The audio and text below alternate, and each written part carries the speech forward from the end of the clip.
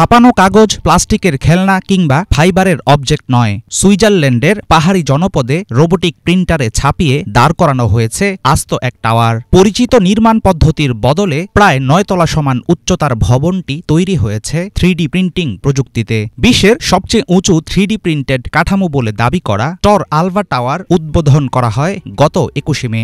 দেশটির সেন্ট মরিৎসের কাছে জুলিয়ার পাশে অবস্থিত মুলেগঞ্জ নামক ছোট্ট গ্রামে মাত্র 11 জন মানুষের বসবাস।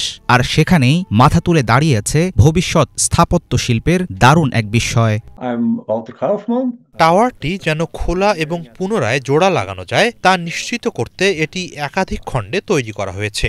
খণ্ডগুলো অনেকটা প্রি ফ্যাব্রিকেটেড কংক্রিটের মতো, যেগুলো নির্মাণের জায়গায় এনে নাট বোল্ট দিয়ে জোড়া লাগানো যায়। এই বোল্টগুলো নিজের হাতে শক্ত করে আটকে দেয়া যায়, আবার চাইলে সহজেই খুলে খণ্ডগুলো আলাদা করেও ফেলা সম্ভব।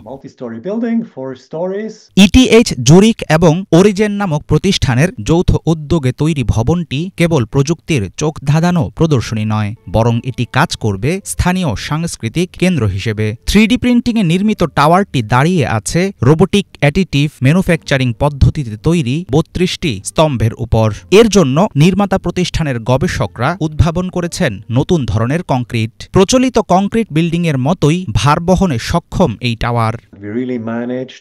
টাওয়ারটি আসলে একটি বহুতল ভবন, 4 তলা। এতে প্রতিটি তলার কাঠামো এবং 32টি 3D প্রিন্টেড কংক্রিটের স্তম্ভ রয়েছে। আমরা এমনভাবে কাজ করেছি যাতে প্রচলিত কংক্রিটের মতোই এটি কাজ করে। 3টি উপাদানের সংমিশ্রণ ব্যবহার করেছি আমরা। এর মধ্য দিয়ে কংক্রিটকে গড়িয়ে পড়া থেকে রক্ষা করা, প্রতিটি স্তরের উপর নির্দিষ্ট পরিমাণ শক্তি ধরে রাখা ও প্রিন্টিং চলাকালীন রিইনফোর্সমেন্ট স্বয়ংক্রিয়ভাবে সংযুক্ত করতে পেরেছি। প্রিন্টিং রোবট ও রিইনফোর্সমেন্ট বসানোর রোবটের মধ্যে সমন্বয় ছিল নিখুঁত। আমি মনে করি এগুলোই আমাদের প্রধান উদ্ভাবন।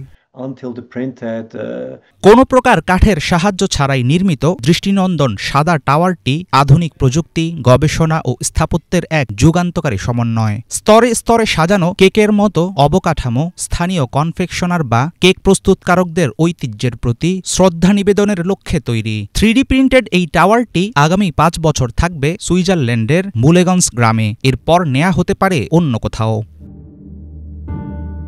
হাফিজুল ইসলাম, বাংলা ভিশন।